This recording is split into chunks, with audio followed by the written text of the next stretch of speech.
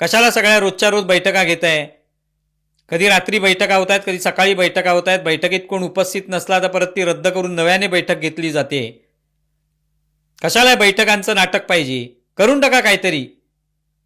भराभर ते सगळे बॉम्ब जे आहेत ते कपाकप फेका आणि संपवून टाका विषय.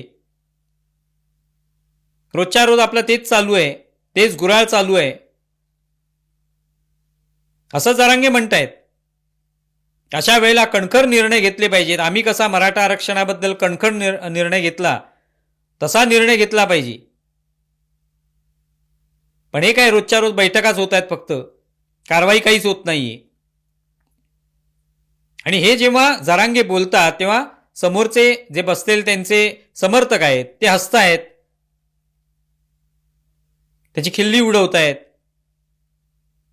पण त्याच्यातून हे दिसून येतं की जरांगे जे बोलतायत ते जणू काय खरंच बोलतायत. जरांगेंची विधानं जी आहेत त्याच्यातून असा लोकांचा समज होतो की काय मोदी सरकार किंवा हे लोक काहीच करत नाही. जरांगे जे बोलतायत ते केवढं महत्वाचं आहे.